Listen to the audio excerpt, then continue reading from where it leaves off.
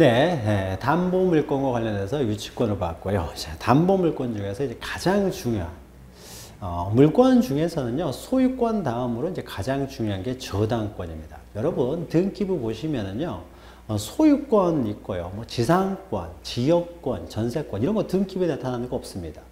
또 유치권은 법정 담보 물권이기 때문에 아예 등기할 수 있는 권리가 아니에요. 등기부에 나타나지 않고. 그러니까 등기부 보면은요, 다 저당권과 관련돼서만 등기에 나오는 거죠. 그래서 현실에서 가장 많이 존재하는 권리가 이제 소유권과, 죄송합니다. 소유권과 그 다음에 저당권이 되는 거죠. 저당권은 많이 이제 우리가 들어봤던 것이죠. 그래서 저당권은 이런 거죠. 갑이라고 하는 사람이 이제 주택을 소유하고 있습니다. 주택, X주택을 소유하고 있는데 이 주택이 한 10억 정도 된다고 해보죠. 근데 이 사람이 갑자기 한 3억이 필요해요. 자, 그래서 3억을 이제 은행 가가지고 돈을 빌리죠. 보통 우리가 이제 저당권 하게 되면요, 저당권자는 은행이다라고 생각하시면 됩니다.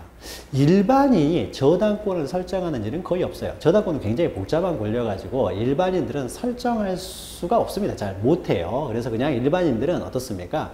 그냥 빌려주는 것이죠. 이 저당권 설정할 줄 잘 모릅니다. 그래서 저당권은 대부분 다, 저당권자는 다 은행이다 생각하시면 돼요. 그러니까 이제 금융회사라는 거죠. 물론 제2금융권을 포함해서요.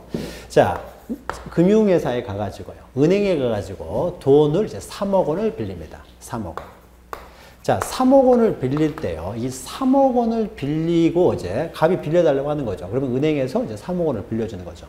이런 것도 3억 원을 빌려줄래라고 청약을 하고 우리라는 사람이 알았다, 3억 원을 빌려주마. 이렇게 청약과 승낙에 의한 계약에 의해서 이제 3억 원을 빌려주게 되는 것이죠. 그래서 을은 3억 원을 빌려주게 되면은 3억 원의 채권이 발생을 하는 거죠. 갑은 3억 원의 채무가 발생하고요. 이런 당사자 합의에 의해서 채권 채무를 발생시키는 계약, 금전에 대한 이런 채권 채무를 발생시키는 계약, 빌려주고 빌려주는 계약, 이것을 우리는 소비대차 계약이라고 해요. 그래서 여러분 책에 보시면 거기 나와 있죠. 이 소비대차 계약을 합니다. 그래서 그 소비대차 계약에 의해서 을은 돈을 빌려줬으니까 3억 원의 채권이 발생을 하는 거죠. 근데 은행에서요, 3억 원을 빌려줬는데 갑이 안 갚으면 어떻게 됩니까? 그러면 이제 부실채권이 돼가지고 3억 원 손해볼 수가 있는 거죠. 그래서 그냥은 절대 안 빌려주는 거죠. 뭔가 담보를 잡는 거죠. 그때 마침 보니까 그냥은 안 빌려주고 갑이 가지고 있는, 보니까 X주택에 10억 원짜리 집을 가지고 있다는 거죠. 그러면은 그 10억 원짜리를 담보로 잡고 3억 원을 빌려주는 거죠. 그럴 때는 10억 원짜리가 아무리 떨어진다 그래도 3억 이상은 받을 수 있을 거 아니에요, 경매에 들어가면은. 그러니까 은행은 3억 원을 충분히 받아낼 수가 있는 것이죠. 자, 그래서 이 담보, X부동산을 담보로 제공하라고 합니다. 그래야 나는 돈을 빌려주겠다. 그래서 3억 원에 대한 소비대차 계약을 하면서 거의 동시에 이루어지는 거죠. 이 물건에 대해서요. 자, 물건, X 물건에 대해서 이제 담보로 잡고 3억 원을 빌려주는 거죠. 이 3억 원의 채권을 담보하기 위해서 그 부동산에 대해서 갖는 담보권, 담보물권을 저당권이라고 합니다. 저당권. 그래서 X 부동산, 그 주택에 대해서 저당권을 갖게 되는 거죠. 그러면은 그 저당권을 설정하기 위해서는요, 저당권을 설정하는 또 계약을 합니다. 갑이라는 사람이요, 3억 빌리면서 자기가 가지고 있는 한 3억짜리 한 토지가 있어요. 그거 들고 와서, 야, 이걸로 담보로 제공하면 안 되겠느냐 라고 청약을 했더니 을이라는 사람이 3억짜리는 못 받겠다. 그걸 받고는 우리는 돈 못 빌려주겠다는 거죠. 그래서 우리 보니까는 10억짜리 재산이 있더라 이거죠, 주택에. 그래서 그거 가져오면은 내가 돈 빌려주겠다. 그럼 갑이라는 사람이 알았다, 어쩔 수 없이 X 물건 담보로 제공해 주마. 이렇게 당사자 합의에 의해서 담보권을 설정해 주는 거죠. 그러니까 저당권을 설정하기 위해서는 소비대차 계약에 의해서는 3억 원의 채권만 발생하는 것이고, 저당권을 이제 취득하기 위해서는 저당권을 발생시키는 또 계약이 있어야 되겠죠. 저당권을 발생시키는, 즉 금융회사, 을에게 저당권을 설정해 주는 계약이기 때문에 이것은 저당권 이제 설정 계약을 하게 됩니다. 설정 계약. 이 저당권 설정 계약에 의해서 이제 을이는 X 물건에 대해서 이제 저당권을 갖게 되는 거죠. 저당권을 갖게 됩니다. 자, 그래서 우리가 앞에 설명을 했죠. 그래서 이때 소비대차 계약이 이제 기본 계약이 되는 것이고요. 기본 계약. 이게 주된 계약이 될 것이고, 이 주된 계약에 따라서 종된 계약으로서 저당권 설정 계약을 하고, 소비대차 계약에 따라서 3억 원의 채권이 주된 채권이 될 것이고, 이 채권을 담보하기 위한 X 부동산의 저당권은 종된 권리가 되겠죠. 3억 원의 채권이 주된 권리에 X 부동산의 저당권은 이제 종된 권리가 됩니다. 그러면 이때 이 채권은 저당권이라는 물건에서 담보되고 있는 채권이기 때문에 이 채권을 특히 피담보 채권, 담보되고 있는 채권에 따라서 피담보 채권이라고 합니다. 피담보 채권이에요. 자, 그러면은 저당권은 어떻게 이제 성립이 되느냐? 저당권은요. 그래서 저당권 이런 겁니다. 그럼 이 저당권 어떻게 성립되느냐에 있어서요. 자, 보죠. 먼저 저당권이 성립되기 위해서는 우리가 방금 했던 걸 다시 한번 잠깐만 반복하면은, 자, 저당권이 발생하기 위해서는 뭐가 있어야 됩니까? 일단 물건에 대한 권리이기 때문에 물건이 있어야 되겠죠. 물건. 즉 목적물, 저당물이 있어야 되겠죠. 물건이 없이 저당권을 성립할 수가 없기 때문에 성립하기 위해서는 기본적으로 물건이 존재해야 될 것이고요. 그래서 X 물건이 반드시 존재해야 되는 거죠. 그래서 성립 요건입니다. 자, 물건이 존재해야 될 것이고요. 그 다음에 저당권이 성립되기 위해서는 채권을 담보하기 위한 권리이기 때문에 반드시 채권이 있어야 되겠죠. 채권이 없는 저당권은 존재할 수 없습니다. 그러니까 채권이 존재해야 됩니다. 채권. 물건만 존재하는 것이 아니라 그래서 채권이 존재해야 되는 거죠. 이 채권을 담보하기 위해서 그 물건, 그 부동산이 되겠죠. 부동산에 대해서 갖는 권리가 저당권이니까. 두 번째 요건으로 물건이 있고 두 번째로 채권이 존재해야 될 것이고요. 세 번째로 당사자 간의 이제 저당권 설정 계약이 있어야 되겠죠. 설정 계약. 그래서 계약에 의해서 발생되는 담보물건이기 때문에 저당권을 약정담보물건이라고 해요. 그래서 우리가 유치권은 당사자가 유치권 설정 계약 이런 거 없습니다. 법의 규정에 의해서 내가 수리비가 나갔는데 돈을 안 주면 자동적으로 당연히 성립되는 권리예요. 그래서 이것을 법정담보물건이라고 하고 이것은 계약에 의해서 성립되기 때문에 약정담보물건이라고 합니다. 그리고 이것은 부동산에 대한 권리라고 했죠. 저당권은 부동산에 대해서만 원칙적으로 인정되지 동산에 대해서는 인정되지 않습니다. 동산에 대한 담보권을요. 질권이라고 합니다. 근데 우리는 부동산 중개를 목적으로 하기 때문에요. 이 동산에 대한 담보권인 질권은 우리 시험범위에서 제외시킨 것이죠. 그래서 저당권은 원칙적으로 부동산에 대한 권리다. 자, 그래서 부동산에 대한 권리이기 때문에 저당권 설정 계약이라는 것은 법률행위가 되겠죠. 법률행위에 의해서 저당권이 성립되기 위해서는 반드시 등기를 해야 되는 거죠. 등기. 그래서 등기를 갖추게 되면은 저당권이 성립되게 됩니다. 그리고 저당권이 성립되게 되면요. 그 저당권의 내용은 어떻게 되느냐. 저당권이 이렇게 성립됐습니다. 그랬을 때 그 효력이에요. 효력이라고 하는 것은 저당권의 내용이 되겠죠. 내용이라고 하는 것은 이 저당권자하고 그 저당권 설정자, 이 사람은 저당권을 설정해준 설정자가 되겠죠. 저당권 설정자가 될 것이고 이 사람은 저당권자가 되겠죠. 자, 그러면은 이 저당권자와 저당권 설정자 간의 권리 의무가 어떻게 되느냐. 우리가 앞으로도 이제 기본 강의 하다 보면은 어떤 권리가 나오면 권리의 내용, 효력, 이것은요, 그 권리의 내용, 효력이라는 것은 구체적으로 그 저당권에 딸려서 부수적으로 생기는 권리 의무가 어떻게 되느냐, 이것을 의미합니다. 민법은 다 권리 의무를 다룬다고 했죠. 그래서 구체적인 권리 의무예요. 자, 그러면 저당권이 설정됐을 때 권리, 저당권의 구체적인 내용, 저당권이라는 것은 어떠한 권리를 갖느냐라는 거죠. 먼저요, 이 저당권자는 그래서 3억을 받는 게 목적이기 때문에 3억을 제때 갚지 않으면 어떻게 됩니까? 저당권자는 경매할 수가 있는 거죠. 경매. 무엇을 경매합니까? 저당, 목적물이죠. X 물건이죠. 그 물건. 그 목적물에 대해서 목적물을 경매할 수가 있습니다. 경매. 그런데 이때 경매를 할 때요. 자, X 부동산, 주택에 대해서, X 주택에 대해서 이 사람이 저당권을 가지고 있으면은 이 주택, 목적물, 이것만 경매할 수 있느냐? 그것이 아니라요. 플러스해서 경매할 수 있는 것은요. 경매할 수 있는 것은 그 목적물에 부합된 물건이겠죠. 만약에 토지에 대한 저당권이다. 그러면 토지를 경매할 때는 만약에 토지 위에 토지 소유자였던 갑이라는 사람이 거기다 나무를 심었어요. 자, 소유자가 나무를 심었기 때문에 그 나무들은 토지의 일부가 돼버리는 거죠. 그러면 경매를 하게 되면 토지 소유권만 경매가 되는 것이 아니라 그 나무들까지 한꺼번에 경매가 되어버립니다. 그 나무들은 토지의 일부가 되어버렸으니까요. 따라서 그 목적물만 경매할 수 있는 것이 아니라 그 목적물 플러스 부합된 부합물, 이것도 경매가 가능하고요. 나아가서 이 목적물에 어떤 종된 물건이 있었을 때요. 종된 물건. 그러니까 이 목적물이 주된 물건이었을 때 만약에 건물에 대해서 저당권을 설정했는데 건물이 이렇게 있으면요. 그 건물에 그 종된 건물로 해서 뭐 광 같은 거, 시골 같은 거 광 같은 게 있습니다. 이렇게 뭐 창고 건물. 이 창고는 그 자체가 목적이 되는 것이 아니라 그 주택이라든지 그 건물을 위해서 새롭게 이렇게 창고 건물을 하나 만들었어요. 그러면 이 창고는 그 자체가 목적이 되는 것이 아니라 이 원래 있던 건물 위에서 존재하는 독립된 물건이죠. 그러니까 위에서 이 원래 있던 기존의 건물 위에서 존재하는 물건이기 때문에 그런 것들을 종된 물건, 종물이라고 합니다. 종물. 종물은 주물이 처분이 되면 종물은 그 자체가 목적으로 존재하는 것은 아니기 때문에 주물이 처분이 되면 주물이 경매가 되면 종물도 따라서 경매가 됩니다. 그래서 저당권 설정 계약을 할 당시에는 없었던 부합물이나 종물에 대해서도요. 이것들도 다 경매할 수가 있습니다. 그래서 그 목적물의 범위요. 목적물. 경매할 수 있는 목적물은 애초에 처음에 계약을 했던 저당권 설정 계약 안에 있었던 그 물건만 경매하는 것이 아니라 더 넓어지는 거죠. 부합물이나 종물에 대해서까지 경매할 수 있다. 저당권의 범위는 이제 넓어지는 거죠. 이것까지 경매할 수가 있다는 거죠. 자, 경매를 해서요.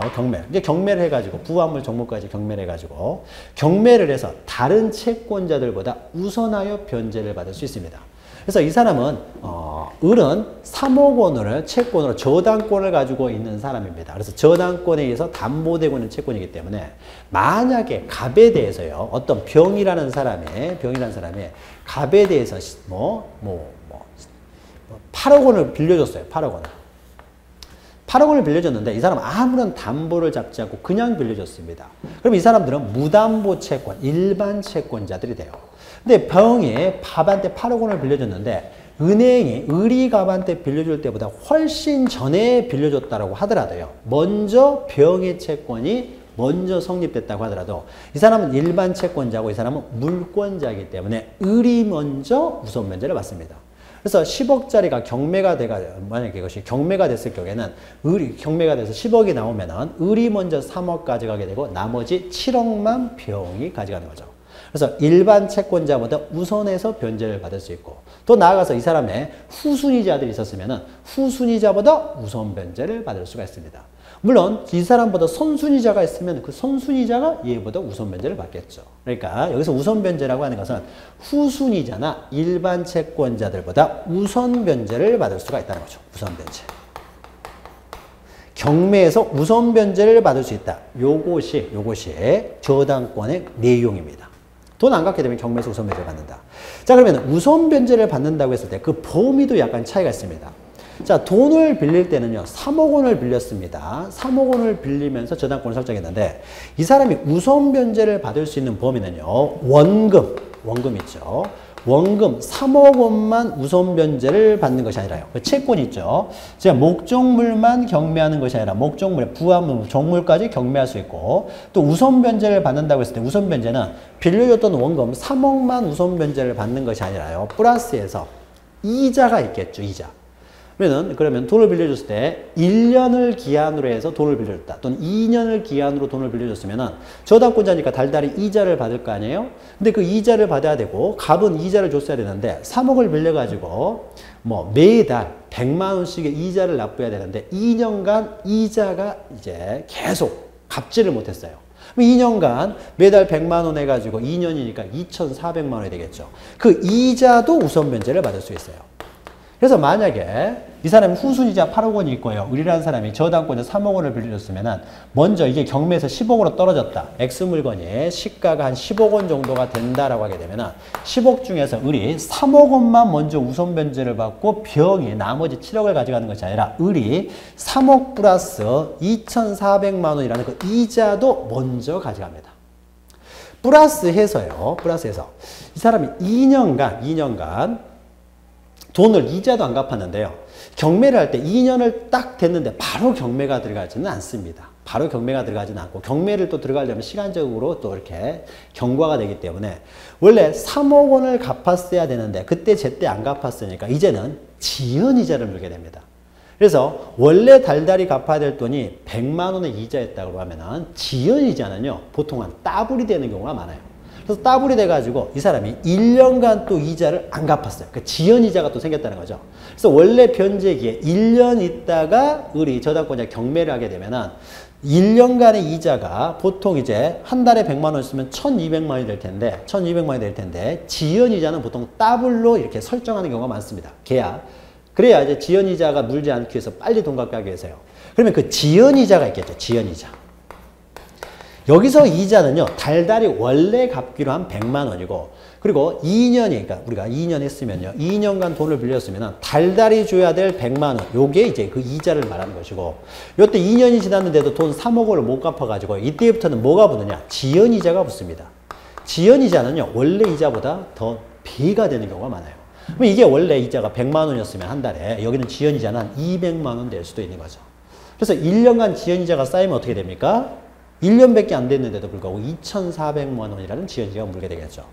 요 이자는 한 달에 100만 원 이전이었으니까 1년에 1,200만 원만 물고 2년 동안 안 냈으면 2,400만 원 되겠지만 이거는 1년만 안 돼도 2,400만 원이 되겠죠. 그럼 이 지연이자까지 다 우선 면제를 받습니다. 그래서 1년 있다가 만약에 경매에서 돈을 받으면은 2년간 못 받았던 이자 2,400만 원에 지연이자 1년분 지연이자 또 2,400만 원 해가지고 4,800만 원. 총 3억 4,800만 원을 우리 우선 변제해버린다는 거죠. 자, 그래서요. 채권만 우선 변제하는 것이 아니라 원본보다 더 늘어나는 거죠. 여기까지 어떻게 됩니까? 우선 변제를 할 수가 있다는 거죠. 그래서 원래 목적물보다 범위가 넓어지고 또 우선 변제를 받을 수 있는 범위도 그만큼 더 늘어난다는 거죠. 이것이 바로 저당권의 효력입니다. 그래서 그 목적물 플러스 부합물, 종물까지 다 경매해서 원금 플러스 이자나 지연이자 등이에요. 거기서 또 이제 경매 비용 이런 것들도 더 나가게 되고요. 여러 가지 이제 또 비용이 들어갔으면 비용, 손해 있으면 손해까지 청구할 수 있는데 그런 것들 등 가장 중요한 건 여기까지가 되고요. 여기까지 우선 변제를 다 받을 수가 있다는 거죠. 이것이 바로 저당권입니다. 자, 그럼 여기까지 했던 내용을요. 이게 저당권에 대한 큰 흐름을 보았고요. 그러면 이제 책을 통해서 정리를 해보죠. 자, 소론해가지고요. 저당권 설정자가 이제 저당권자에게 1억 원을 빌리는 거죠. 여기서는 3억 원을 빌렸어요. 소비대차 계약을 통해서 종된 계약으로 저당권 설정 계약을 하는 거죠. 자, 양가로 1번. 이것은 약정담보물권이다. 계약에 성립되는 약정담보물권이라는 거죠. 그래서 경매를 통해서 우선 변제를 받을 수 있는 권리. 여기 이제 저당권의 생명이죠. 포인트, 핵이 되는 거죠. 이때 경매할 수 있는 범위, 우선 변제를 받을 수 있는 범위는 원래 목적물과 채권보다는 범위가 좀 넓어진다는 겁니다. 자, 양가로 2번 보시면요. 이 저당권자는요. 갑이 주택을 담보로 3억 원을 빌렸다고 해서 저당권자, 은행에서 그 주택을 점유하고 있는 건 아니죠. 그래서 저당권자는 사용수익은 하지 않는다는 거죠. 사용수익은 하지 않고요. 사용하고 그 물건을 수익하진 않습니다. 다만 제때 돈 못 갚게 되면은 경매, 처분을 해가지고 처분할 수는 있어도 사용수익은 못한다. 사용수익을 하지 않기 때문에 을이 직접 그 주택을 점유하고 있는 사람은 아니죠. 그래서 점유를 요소로 하지는 않는다라는 거죠. 즉 설정자에게 그 목적물의 사용수익 처분권이 여전히 사용수익은 여전히 갑이 집 소유자가 하고 을 저당권자가 사용수익을 하지는 않습니다. 양가로 3번 보시면요. 저당권자는 그래 담보물권에 이제 점유하는 것이 아니기 때문에요. 여러 개의 저당권이 성립할 수가 있는 거죠. 그래서 1번 저당권, 2번 저당권, 3번 저당권 이렇게 생길 수가 있어요. 그러나 순위도 똑같은 저당권은 2개 이상 생길 수가 없습니다. 그래서 내용까지 동일한 저당권이 2개 이상 생길 수는 없고요. 순위가 다른 저당권이 여러 개 성립할 수는 있죠. 그러나 전세권 같은 경우는요. 1번 전세권, 2번 전세권 이런 게 성립할 수가 없어요. 누군가 한 사람이 전세권을 가지고 있으면 그 사람이 직접 점유하고 있기 때문에 다른 사람은 전세권을 취득할 수가 없습니다. 그래서 1번 전세, 2번 전세 이런 건 없어요. 그러나 1번 저당권, 2번 저당권이 성립할 수는 있다는 거죠. 자, 그 다음에 밑에 보시면 이때 저당권 상호간에는 먼저 성립한 선순위 저당권자가 이제 우선 변제를 받게 되겠죠. 자, 밑에 저당권에 성립했습니다. 우리가 방금 설명했던 거예요. 자, 저당권 설정 행위는 소비대차 계약이 주된 계약의 이제 종된 계약으로서 이루어진다는 거죠. 그래서 설정 계약으로서 종된 계약이 있고요. 자, 당사자는 저당권 설정 계약은 이 설정자하고 그 다음에 이제 저당권자와의 계약에서 이루어집니다. 자, 저당권 설정행위요. 이 저당권 설정행위는 저당권은 물권이기 때문에 이 물권을 설정하는, 저당권을 설정하는 행위를 하기 위해서는요, 물권 행위는 처분행위예요. 처분행위이기 때문에 저당권을 설정할 수 있는 사람은요, 반드시 소유자만 저당권을 설정할 수 있어요. 소유자만 그 물건을 처분할 수 있죠. 그래서 그 처분권을 을한테 설정해 줄 수가 있는 것이지 소유자도 아닌 사람이 저당권을 설정해 주지는 못합니다. 그래서 처분권을 가지고 있어야 돼요. 그래서 처분 권한이 필요하다는 거죠. 자, 그리고 양가로 4번 보시면 이제 저당권은 그 설정 계약과 그 다음에 등기가 필요하다는 거죠. 자, 객체는 보통 부동산에 대해서 저당권을 설정하지만요, 동산 중에서도요, 굉장히 비싼 동산들이 있죠. 그래서 항공기, 자동차, 선박 이런 것들은 동산이긴 하지만 워낙 비싸기 때문에요. 이런 것들은 단순히 점유에 의해서 공시하는 것이 아니라 등기나 등록에 의해서 공시하도록 하고 있습니다. 그래서 등기, 등록되는 동산들이 있어요.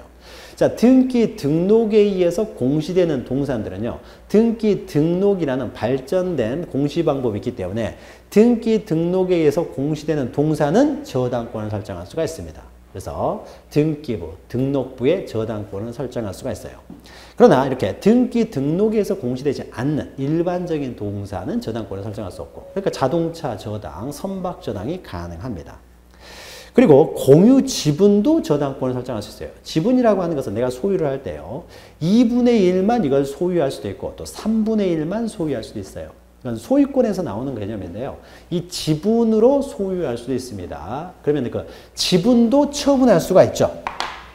자, 어떤 부동산을 가지고 있는데요. 이 부동산에 대해서 갑이라고 하는 사람은 5분의 3의 지분을 가지고 있고, 을이라는 사람은 5분의 1 지분, 병이라는 사람은 5분의 1 지분을 가지고 있어요. 이 부동산의 시가가 10억 정도 된다고 해보죠. 그러면 갑이라는 사람은 6억을 투자한 거고, 이 사람은 2억, 이 사람은 2억을 투자한 것이 되겠죠. 그래서 5분의 3, 5분의 1, 5분의 1 지분을 가지고 있어요. 그러면 5분의 3 지분은 보통 어떻습니까? 한 6억 원 정도의 가치가 있는 것이고, 이것은 2억 정도의 가치가, 이게 10억짜리면 이것은 2억 정도의 가치가 있죠. 자, 그러면 병이라는 사람이 가지고 있는 2분의 1, 5분의 1 지분이 있죠. 이 지분을 정한테 팔 수 있습니까? 2억 받고 얼마든지 팔 수가 있어요. 이렇게 처분이 가능하다는 거죠. 처분이 가능하면은요, 매매가 가능하다는 거죠. 매매. 이 5분의 1, 그 지분을 2억 받고 매매할 수가 있잖아요. 매매가 가능한 것들은 경매가 가능합니다. 경매가 가능한 것은 저당권 설정이 가능하다는 거죠. 그래서 지분에 대해서도 저당권을 설정할 수가 있어요. 그리고 전세권이라든지요, 그 다음에 그 지상권도 굉장히 가치가 높죠. 우리가 지상권 했을 때 10억짜리 토지에 대해서 지상권을 가지고 있으면은 그 지상권은 어떻게 됩니까? 그 지상권은 한 5억 정도 가치가 있는 거죠. 그러니까 그 가치가 있기 때문에 지상권을 담보로 돈을 빌릴 수도 있어요. 그러면은 지상권, 이 부동산이 아니라 지상권에 대해서 저당권을 갖게 되고요. 또 전세권 같은 경우도 우리가 그 현실에서도 많이 이루어지죠. 만약에 갑이 을에게 이제 원래 X 물건이 시가가 10억짜리인데요. 을이라는 사람이 4억 전세로 들어왔습니다. 자, 그런데 을이라는 사람이 4억 전세로 들어왔으면 이 전세권의 가치는 4억 정도의 가치가 있는 거잖아요. 그래서 을이라는 사람이요, 이 전세권을 담보로 해서 은행 가가지고 전세 담보 대출을 받을 수가 있죠. 전세 담보 대출을 하게 되면은 은행에서는요, 돈을 빌린 사람은 갑 소유자가 돈을 빌리는 게 아닙니다. 그래서 이 물건 자체의 저당권을 취득하는 것이 아니라 이 4억짜리 전세권을 담보로 해서 한 2억 정도를 빌려줄 수가 있게 되겠죠. 자, 그러면 그 은행에서는 소유권에 대한 저당권이 아니라 이 전세권에 대해서 저당권을 갖게 되는 거죠. 그래서 전세권이나 지상권은 굉장히 재산적 가치가 높은 어떤 재산권이기 때문에요. 그 재산권을 담보로 또 돈을 빌릴 수도 있도록 합니다. 이것이 바로 이제 전세권, 지상권에 대해서도 저당권을 설정할 수도 있다는 거죠. 그리고 등기된 임목이요. 자, 등기된 임목. 그 임목 자체가 등기되어 있기 때문에 등록에 의해서 공시되는 물건들은 다 저당권을 설정할 수가 있다는 겁니다. 따라서 등기된 임목도 저당권을 설정할 수 있어요. 그러나 단 일반적인 동사는요. 일반적인 동사는 점유에서 공시되기 때문에요. 따로 저당권을 설정할 수가 없고요. 또 한 필지 토지의 일부요. 어떤 우리가 토지를 세는 단위를 한 필지, 두 필지 이렇게 합니다. 자, 한 필지 이렇게 쓰면요. 우리의 소유권은요. 한 필지 일부. 그러니까 여기가 이제 100번지입니다. 100번지 한 필지가 있어요. 100번지 한 필지가 있는데 이 한 필지의 일부는요. 한 필지의 일부입니다. 이 일부는요. 소유권을 취득할 수가 없어요. 그래서 모든 어떤 물건은요. 등기할 수가 있어야만이 물건으로 독립된 물건으로 취급한다고 했는데 한 필지의 일부는요. 요 일부만 따로 등기할 수가 없어요. 이걸 등기하고 싶으면요. 이것을 두 필지로 분할을 하면 됩니다. 둘로 나누면 돼요. 자, 그러면 이게 두 필지가 되는 거죠. 두 필지 중에 요 필지는 어떻게 됩니까? 이 필지는 이제 이 필지의 전체 필지의 일부가 아니라 이것과는 독립된 한 필지가 되는 것이고 한 필지 전부가 되는 거죠. 그래서 분할을 해서 양도할 수는 있습니다. 그러나 이렇게 분할하지 않은 상태에서 한 필지 전체가 한 필지로 등기되는 상태에서 한 필지 일부만 소유권 이전을 못해요. 매매를 할 수가 없다는 거죠. 그래서 분할을 하기 전에는 매매를 못합니다. 한 필지 일부는. 자, 한 필지 일부는 매매를 할 수 없다는 것은 결국 경매를 할 수가 없고 경매를 할 수 없으면은 저당권을 설정할 수가 없게 되는 거죠. 자, 그래서 한 필지의 일부는 안 됩니다. 자, 저당권의 효력이요. 자, 효력은 이제 요 내용입니다. 자, 보죠. 자, 저당권의 효력은요. 저당 목적물의 부합물, 종물에도 미친다라는 거죠. 이것만 기억하시면 돼요. 자, 그 밑에 있는 1, 2, 3은요. 나중에 이렇게 이것은 부합물이나 종물의 예인데요. 예인데 거기 첫 번째 보시면은 뭐 유리저장 탱크 이런 것들은 부합물의 예가 되고요. 주유소 건물을 담보로 제공하고 돈을 빌렸습니다. 그러면은 주유소에는 주유기라는 거, 주유하는 기계들이 있죠, 기계들.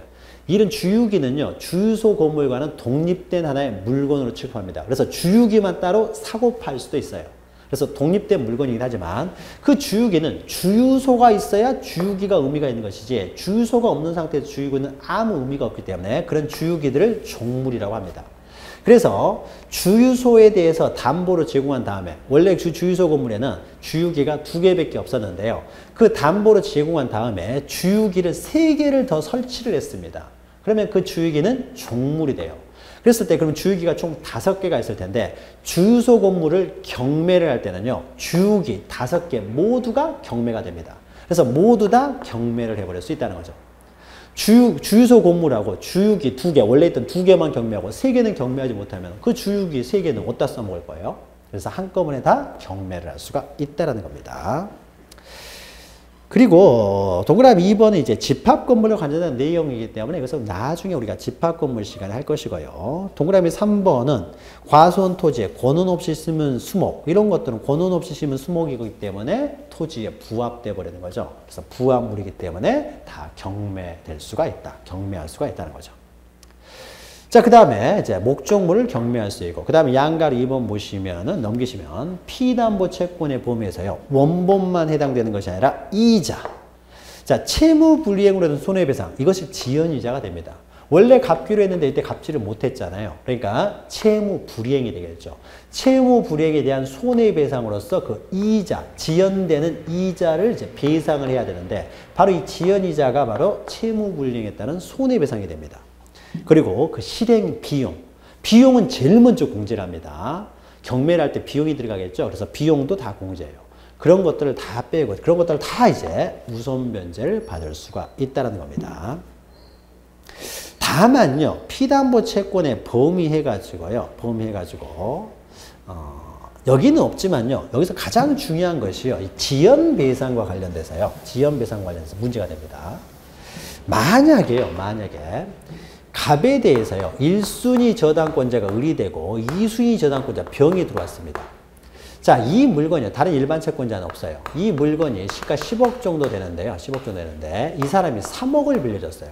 그래서 이자를 보니까 한 달에 100만 원 정도 되거든요. 한 달에 100만 원 정도가 이자가 있어요.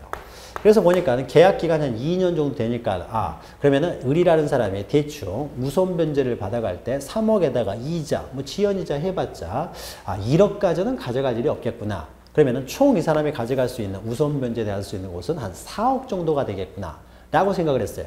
그래서 병이라는 사람이요. 4억 정도 빌려줬을 때도 아직도 6억 원의 담보 가치가 있기 때문에 이 사람이 5억을 빌려줬습니다. 5억을. 그래서 그러면 이제 돈을 못 갚아서 경매 들어가게 되면 이 사람이 보통 한 4억 정도 가져가겠죠. 그래서 3억 한 5천만 원 가져가게 될 것이고 나머지 이제 5억 원은 병이 가져갈 수 있는데 문제는요.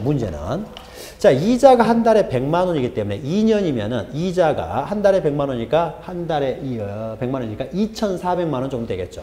그래서 3억에 2,400만 원 하고 플러스 이것만 가져가는 것이 아니라 지연이자도 가져간다는 거죠. 그럼 지연이자가 보통 한 1년 지나면은 한 2,400만 원, 2,400만 원 되겠다라고 생각을 했는데 을이라는 사람이요. 자기는 지연이자도 우선 변제를 받기 때문에 일반 이자보다 지연이자는 더블로 뛰니까 은행의 입장에서는요. 아직 이 물건이 3억 원이고 자기가 우선 변제를 받을 수 있으면 미리 경매를 할 이유가 없겠죠. 지연이자가 계속 늘어나면 늘어날수록 이 사람은 돈 버는 거죠. 은행이라고 하는 것은 이자 장사하는 것이 은행이니까 지연이자가 계속 늘어나면 늘어날수록 오히려 좋은 거죠. 그러니까 이 사람이 1년이 지나고 2년이 지나고 3년이 지나도 경매를 안 합니다. 그래가지고 거의 10억 가까이 되면 자기가 가져야 될 돈이 3억 원금에 이자 한 2,400만 원 정도 되고 그 다음에 지연이자로 기다려가지고 지연이자가 한 3억 정도 될 때까지 막 기다려요. 그래도 어떻습니까? 다 우선 변제를 받아버릴 수가 있으니까요. 굳이 일찍 경매할 필요가 없겠죠.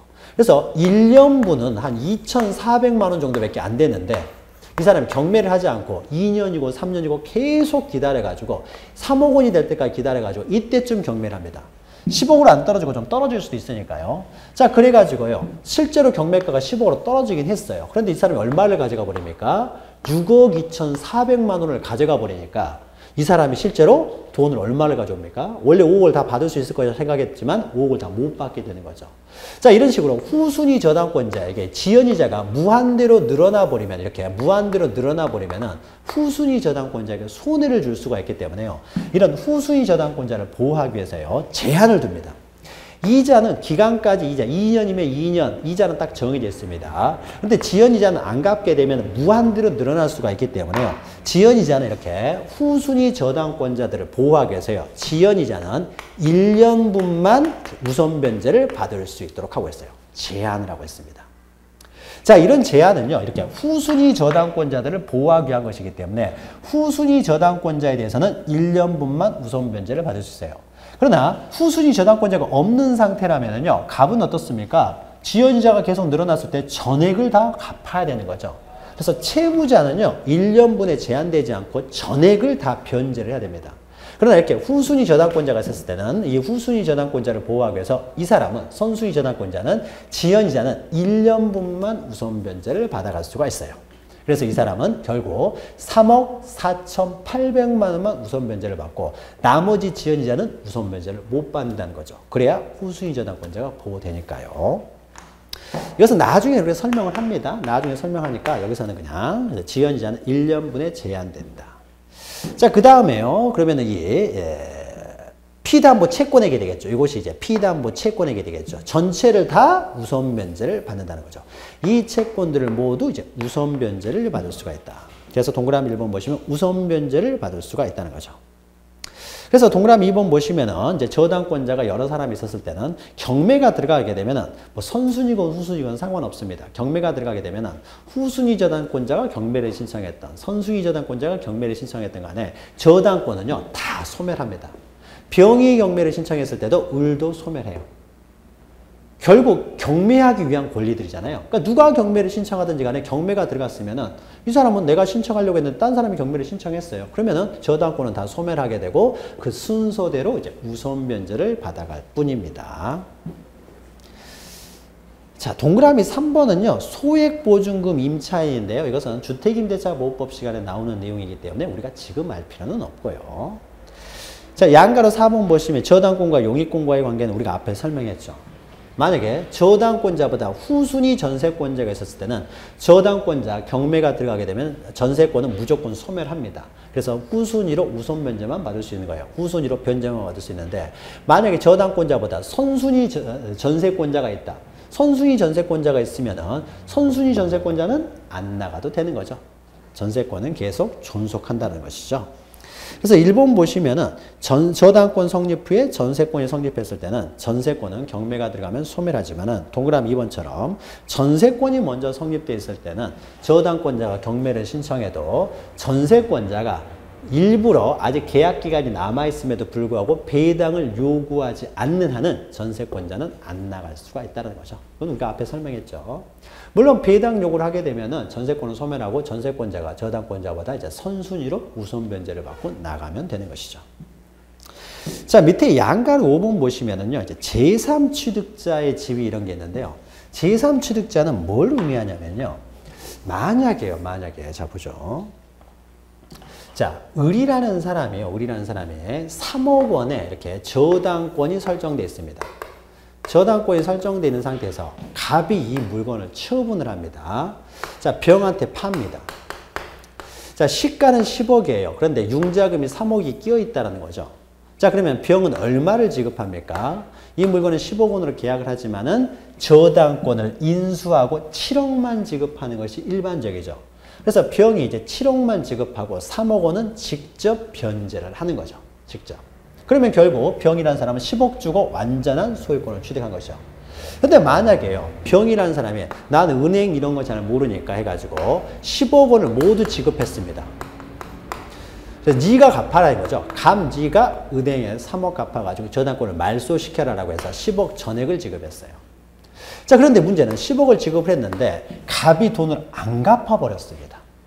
안 갚아버렸어요. 그래서 병이라는 사람이 직접 10억 원 주고 소유권은 취득했지만은 저당권은 소멸하지 않은 것이 되겠죠. 돈을 못 받았으니까 저당권은 소멸하지 않습니다.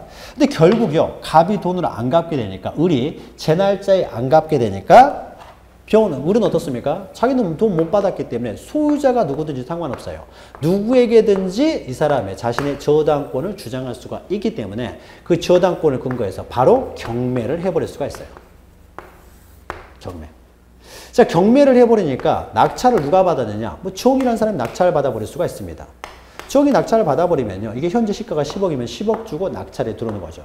그럼 낙찰이 들어오게 되면 10억 중에서 을이 먼저 3억 가져가게 되고 현재의 소유자인 병은 7억만 떨어지게 되겠죠. 결국 병이 이제 3억 원의 손실을 보게 되는 거죠. 손실을 보게 됩니다. 그러니까 이런 위험이 있기 때문에 병은 7억만 지급하는 게 일반적인 거죠. 그래서 3억은 내가 직접 갚겠다. 자기가 직접 갚으면은 문제 생길 게 없는 거죠. 그런데 갑을 통해서 갚는데 갑이 안 갚아버리면 이런 문제가 생기는 거죠. 자, 그러면 이런 양수인이요. 소유권을 취득한 양수인. 이런 양수인은, 자, 저당권이 설정된 이후에 물건을 10억 다 주고 취득한 양수인이요. 이런 양수인은 결국 저당권을 소멸시키지 않게 되면, 갑이 돈을 못 갚게 되면은 결국 경매를 통해서 병은 소유권을 잃게 돼버리는 거죠. 병은 소유권을 잃게 됩니다. 그럼 이렇게 저당권이 설정된 이후에 물건의 소유권을 취득한 사람, 또는 저당권이 설정된 이후에 후순위로 전세권이나 지상권을 취득한 사람, 이런 사람들은 저당권자가 경매를 해버리면은 소유권, 양수인은 소유권을, 그리고 전세권자나 지상권자는 자기가 가지고 있는 지상권이나 전세권을 소멸해버립니다. 그래서 저당권의 행사에 의해서 그 권리가 소멸됨으로써 불이익을 받게 되는 사람들, 이런 사람들을 제3취득자라고 합니다. 제3취득자. 그래서 이런 제3취득자는 갑자기 소유권을 잃어버리기 때문에요, 이 사람 불이익을 받기 때문에 이 제3취득자를 보호하기 위한 몇 가지 규정이 있습니다. 규정이. 첫 번째가 제3취득자를 보호하기 위해서 동그라미 3번 보시면은, 그러니까 개념이 있죠. 저당권이 설정돼 있는데 저당권이 설정된 이후에 그 물건의 소유권을 취득한 사람, 양수인 뿐만 아니에요. 여기는 이제 매수인이라고 되어 있는데 뭐 양수인, 매수인 동일한 의미가 되겠죠. 그 다음에 저당권 설정 이후에 지상권이나 전세권을 취득한 사람도 포함이 됩니다. 자, 이런 사람을 제3취득자라고 하는데, 이 사람들은 저당권이 실행되면 자신의 권리를 상실하게 되는 사람이니까 이 사람들은 특별히 좀 보호해 줄 필요가 있다 해서요, 이 사람 보호하는 제도로 3가지가 있는데 여기는 이제 2가지만 나와 있습니다. 자, 3번을 보면요. 제3취득자는요. 경매를 할 수가 있습니다. 경매. 그러니까 병이라는 사람이요. 실제로에 어떻습니까? 실제로 이 물건이 경매를 들어가게 되면 10억보다 떨어질 수가 있거든요. 10억보다 떨어져 가지고 원래는 시가 자기는 10억 주고 샀는데 8억으로 떨어져 버리면은요. 이 8억 중에서 3억 원을 을이 가져가기 때문에 병한테는 5억밖에 안 떨어져요. 10억 주고 샀는데 자기 손에 5억밖에 안 떨어지니까 이 사람은 5억을 손해보게 되는 거죠. 물론 병은 갑한테 5억을 달라고 할 수는 있지만은 채권이라는 것이요. 받아야 의미가 있습니다. 갑이 돈이 없으면 아무 의미가 없어지는 것이죠. 그래서 이만큼 이제 손해를 보게 됩니다. 따라서 이때요. 벽이라는 사람이 직접 자기가 경매를 받을 수 있습니다. 경매에 참가해가지고 이 사람이 그러니까 우리가 후순위 지상권자랄지 전세권자가 경매에 들어가니까 이 사람 직접 낙찰을 받을 수가 있다. 즉 경매인이 될 수가 있다는 겁니다. 그래서 자기가 직접 사게 되면은 8억 주고 사게 되는 거죠. 8억 주고 사게 되면은 어떻습니까? 이 사람한테 이제 3억을 주고요. 8억이 들어가지고 사게 되면은 3억 주고 5억을 자기가 갖게 되겠죠. 그럼 5억을 갖게 되면은 그러면 결국 어떻게 돼요? 완전한 소유권을 취득하게 된 거죠. 자, 그러면 계산을 해보면은요. 만약에 8억으로 다른 사람이 정이라는 사람이 낙찰을 받아버리면 병은 5억을 손해보겠지만은 자기가 직접 8억 주고 사버리면은요. 이 사람 총 얼마가 들어갔습니까? 지금 현재. 병이 이 물건을 사는 과정에서 10억이 들어갔어요. 10억이 들어갔고 그 다음에 경매를 하는 과정에서 어떻습니까? 경매를 하는 과정에 또 8억이 들어갔죠. 총 18억이 들어갔습니다. 그런데 이 사람은 이제 10억짜리 완전한 소유권을 취득했으니까 10억을 취득했고요. 플러스 어떻습니까?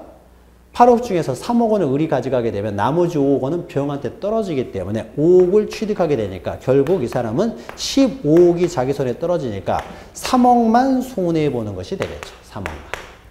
다른 사람이 경매를 8억으로 해버리면 5억 손해볼 것을 자기가 경매인이 됨으로써 손해를 줄일 수가 있는 거죠. 또는 이렇게 할 수도 있는 거죠. 병은요. 경매를 막기 위해서요. 그냥 병이 직접 3억 원을 갚아버릴 수도 있습니다. 병이 직접 3억 원을 변제하게 되면은요. 그럼 결국 어떻습니까? 저당권이 소멸되기 때문에 10억짜리를 13억 주고 산 꼴이 되겠죠. 결국 3억만 손해보는 거죠. 그 3억 원 갑한테 청구할 수는 있겠지만 돈 없으면 못 받게 되지만은 일단 손실은 3억으로 줄일 수가 있는 거죠. 경매가가 이렇게 떨어졌을 때 대비할 수가 있는 거죠. 그래서 경매를 들어갈 수가 있다는 겁니다. 이 경매라고 하는 것은요. 누구든지 경매는 할 수 있습니다. 그런데 경매를 할 수 없는 사람이 있는데요. 이 채무자예요. 채무자. 이런 사람들은 경매를 할 수가 없습니다. 자, 갑이라는 사람은 어떻습니까? 자기가 돈을 빌려가지고 만약에 이게 10억짜리 물건인데요. 을로부터 10억을 빌렸다고 해보죠. 10억을. 이런 일은 별로 없겠지만 이제 가정을 해보면요. 자, 그러면 갑이라는 사람이 10억을 빌리고 저당권을 설정했으면 10억을 갚아야 완전한 소유권을 취득하게 되죠. 완전한 소유권을 취득하게 되는데 저당권을 소멸시키면서 완전한 소유권을 취득하게 되는데 만약에 경매가 들어가면 경매가는 보통 실거래가보다 떨어지기 때문에 8억으로 떨어진다라고 하게 되면 갑이 직접 경매를 8억 주고 해버립니다. 그러면은 원래는 10억을 갚고 저당권을 소멸시켜야 되는데 갑의 입장에서는 8억만 주고 저당권을 소멸시켜 버렸죠. 경매가 들어갔으니까 8억만 주고 저당권 소멸시키고 완전한 소유권을 취득해 버리잖아요. 이런 거는 좀 10억 갚아야 될 사람이 8억만 갖고 털고 나와버릴 수가 있기 때문에 그래서 이 채무자는요 경매를 할 수가 없어요. 그러나 제3취득자는 경매인이 될 수가 있다는 겁니다. 그리고요 동그라미 2번 보시면은 제3자는 채권을 변제하고 저당권을 소멸을 청구할 수 있다. 아까 설명했죠. 3억 원을요 변제하고 이건 소멸시켜 버릴 수도 있다는 거죠. 3억 원. 근데 물론 이때 3억만 변제하는 것이 아니라요. 여기까지 변제를 해야 됩니다. 그러면은 만약에요. 원래 을이 갑한테 받아야 될 돈은요. 3억에다가 2년간 이자가 2,400만 원이고 후순위 저당권자는 없기 때문에요. 그 다음에 지연이자가 쌓여가지고 한 3억 정도가 된다. 1년분의 지연이자는 2,400만 원인데 계속 쌓여가지고 3억까지 된다라고 하면은 갑이 이 저당권을 소멸시키기 위해서는 6억 2,400만 원을 변제를 했어야 됩니다. 그런데요, 그래야만이 이제 소멸시킬 수 있는데 이 제3 취득자가 변제하고 소멸시키기 위해서는요, 소멸시킬 때는 이 제3 취득자를 보호하기 위해서 이 제3 취득자는 얼마만 변제하고 소멸시킬 수 있느냐? 이 3억하고 이자 2,400만 원하고 1년분 지연이자인 2,400만 원 요것만 변제하고 소멸시킬 수가 있어요. 그래서 원래는 갑은 저당권 소멸시키기 위해서 6억 2,400만 원을 주고 소멸시켜야 되지만은 이 제3취득자를 보호하기 위해서 이 제3취득자는 결국 3억 4,800만 원만 주고 소멸시킬 수가 있다라는 거죠. 그럼으로써 이 사람을 좀 보호해주고 있습니다.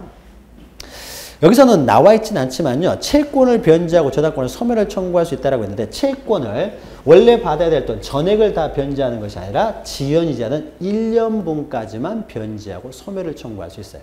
자, 이런 식으로 제3취득자를 약간 보호해주고 있습니다. 뭐 자세한 내용은요. 우리가 나중에 또 기본 강의 시간에 이런 내용이 이제 다 들어가 있으니까 그때 또 자세히 설명을 드리도록 하죠. 자, 그러면 이런 효력이 발생하고요. 자, 저당권의 처분 보시면요. 이 저당권도 어떻습니까? 물권으로 재산적 권리가 있기 때문에 처분할 수가 있습니다. 자, 저당권을 처분함에 있어서요. 이 설정자, 이런 사람들의 동의 같은 거 필요 없습니다. 얼마든지 처분할 수 있어요. 근데 얼마든지 처분할 수 있긴 하지만은요. 이 저당권은 어떻다고요? 채권이 주된 권리고 저당권은 종된 권리입니다. 그래서 뭐 종된 권리, 저당권이 없는 채권은 존재할 수 있지만은 채권이 없는 저당권은 존재할 수가 없어요. 주된 권리가 없는 종된 권리만 존재할 수는 없죠. 따라서 저당권을 처분하기 위해서는 항상 이 피담보 채권과 항상 함께 처분이 돼야 됩니다. 자기가 채권을 가지고 있으면서 저당권만 처분할 수는 없어요. 저당권만 처분이 돼버리면은 이 사람은 채권이 없이 저당권만 갖는 사람이 되어버리겠죠. 이런 일은 발생할 수가 없습니다. 그래서 항상 이것은 세트로 움직입니다. 이런 걸 보고 저당권의 채권에 대한 부종성이라고 해요. 저당권은 항상 채권에 붙어 있어야 된다는 거죠. 부종성이라고 합니다. 그래서 채권을 양도하게 되면 저당권도 항상 수반돼 가지고 세트로 움직여요. 이런 것들을 수반성 이렇게 합니다. 자, 그래서 1번 보시면 저당권자는 채권과 분리하여 저당권만 양도할 수 없어요. 항상 붙어 있어야 되고 항상 함께 움직인다. 이것을 부종성, 수반성 이렇게 표현을 합니다. 그리고 2는 저당권을 양도할 때 채무자나 보증인의 뭐 동의 같은 건 필요 없습니다. 얼마든지 양도할 수가 있어요. 자, 그 다음에 5 보시면 이제 근저당권이 나오는데요. 여러분들 혹시 등기부를 보시면은요, 이제 등기부에 저당권 많이 있지만요. 거기 보면은 저당권이라고 돼 있는 것은 없고요. 다 근저당으로 돼 있습니다. 근저당. 현실에는 저당권은요, 95% 이상이 다 근저당권이지 저당권은 거의 존재하지 않습니다. 그러면은 근저당권이란 무엇이냐라는 거예요. 근데 근저당권을 현실에는 대부분이 다 근저당권이고 실질적으로 이렇게 저당권은 거의 존재하지 않지만은 근저당권을 알기 위해서는 저당권을 알아야 되기 때문에 저당권의 일반적인 내용을 한 겁니다. 우리가 보통 저당권 그럴 때는요. 채권액이 이렇게 확정되어 있었을 때요. 3억 원의 채권액이 확정되어 있었을 때 우리는 보통 일반적인 저당권이라고 합니다. 그런데 채권액이 확정되지 않는 경우들이 있어요. 이런 걸 근저당이라고 합니다. 근저당은 쉽게 말하면 이런 거예요. 내가 돈을 빌리면서 설정자가 돈을 3억 원을 빌리면서 저당권을 설정하는 것이 아니라요. 만약에 설정자 갑이라고 하는 사람이요. 한 건물이 한 50억짜리 건물이 있다고 해보죠. 이게 한 50억이에요. 50억 있습니다. 자, 50억 정도 있는데 그래서 임대해가지고 이제 먹고 사는데요. 자, 50억짜리 건물을 가지고 있는데 그 임대가 때로는 안 될 수도 있는 거죠. 많이 빠져나가 버릴 수도 있어요. 자, 그러면 50억짜리 건물을 가지고 있는 사람이 실제로 현금은 하나도 없는 경우들도 있죠. 그러면은 너무 불합리하죠. 50억짜리 건물도 가지고 있는 사람이. 따라서 갑이라고 하는 사람은 현찰이 부족할 때를 대비해서요. 이 50억짜리를 담보로요. 은행에 가가지고 마이너스 통장을 만들 수가 있습니다. 마이너스 통장. 그래서 50억짜리가 되기 때문에요. 은행에 가가지고 마이너스 10억짜리 마이너스 통장을 만들 수가 있다는 거죠. 보통 사회생활 하시는 분들은요, 마이너스 통장 같은 게 있을 수가 있습니다. 그러면 보통 이게 마이너스 통장이라는 것이 그 사람의 어떤 신용도를 보고 마이너스 통장을 만들어주죠.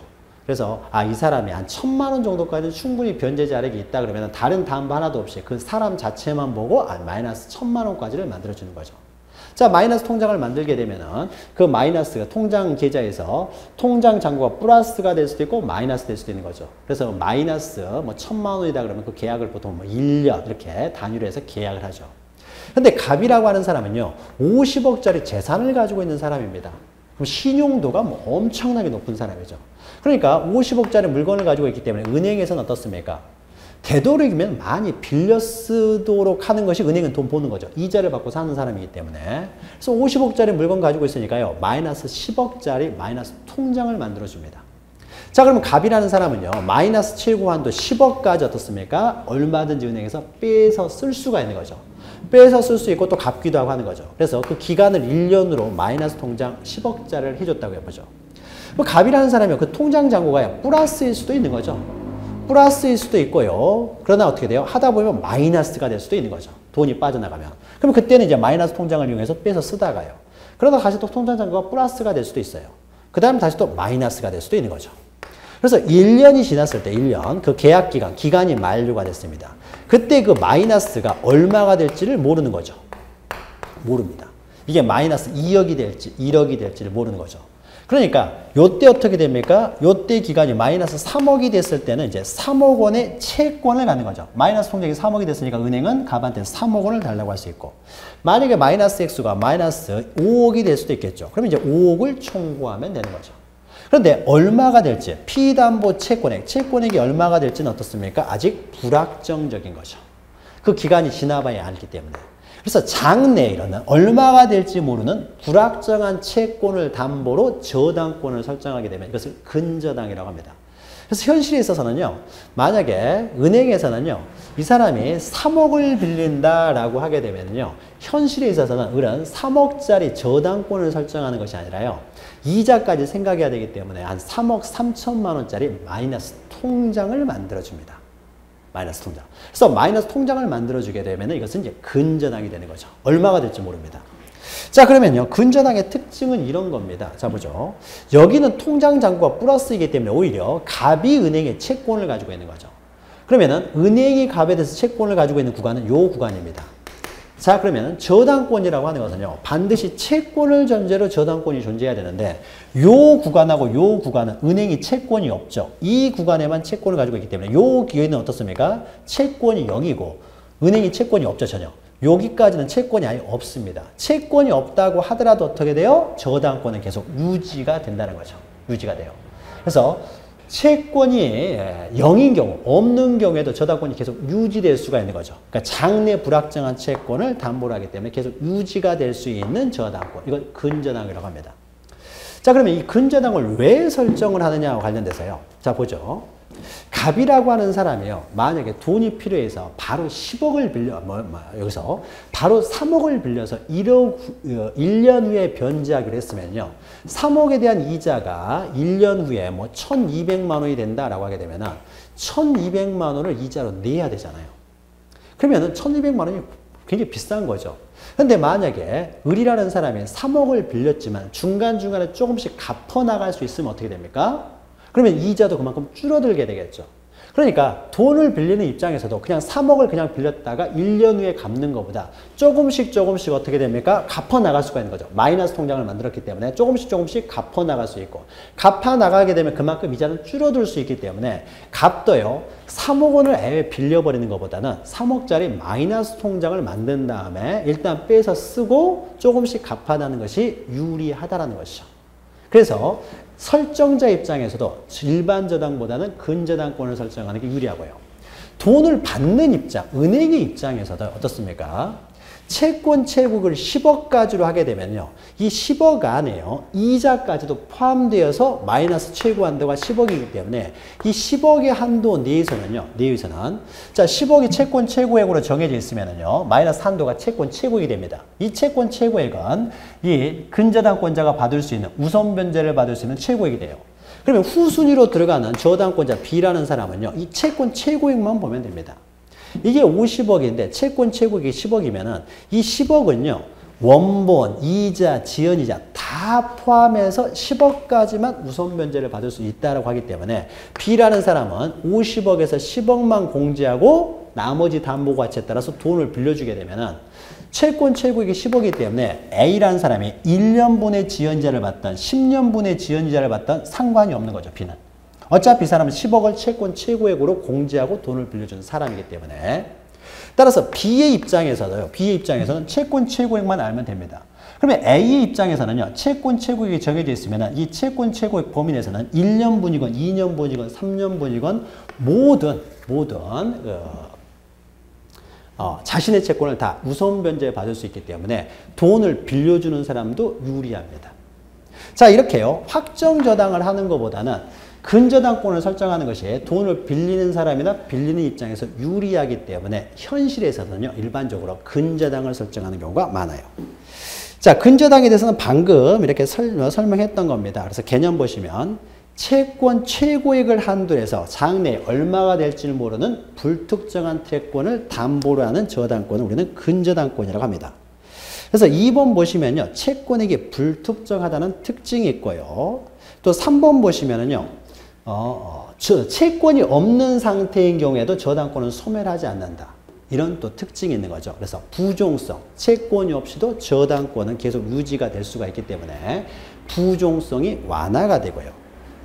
또 채권 최고액 범위 내에서만 또 4번 보시면은 그 최고액 속에서는 이자까지 다 포함되어 있다는 거죠. 포함해서 채권 최고액을 의미하는 것이고요. 자, 그래서 5번 보시면요, 원칙적으로 근저당권자는 채권 최고액에 대해서만 우선 변제를 받을 수 있습니다. 다만 채무자에 대해서는요, 채권 최고액을 넘어가는 채권이 있었을 때는 채무자에 대해서는 전액에 대해서 채권 최고액은 10억이지만 실제로 채권은 12억 원이 생겼을 때는 12억 원을 전부 다 변제를 받을 수가 있습니다. 그러나 후순위자들이랄지 이런 사람들에 대해서는 채권 최고액까지만 우선 변제를 받을 수가 있게 되는 것이죠. 자, 근저당권의 그 개념, 의의만 잘 설명해 하시면 돼요. 그래서 저당권이라는 것은 그냥 이렇게 보시면 되겠죠. 부동산을 담보로 마이너스 통장을 만들었다. 그것이 바로 근저당권이다. 이런 식으로 이해하시면 됩니다. 자, 저당권에 대해서 설명을 드렸는데요. 이제 개념만 잘 정리하시면 됩니다. 또 자세한 내용은 우리가 기본 강의 시간에 깊이 있게 또 천천히 설명해 드릴 겁니다. 자, 이렇게 해서요, 물권법에 관한 내용을 모두 마치고요. 다음 시간부터는 계약법을 또 진행하도록 하겠습니다. 잠시 후에 뵙겠습니다.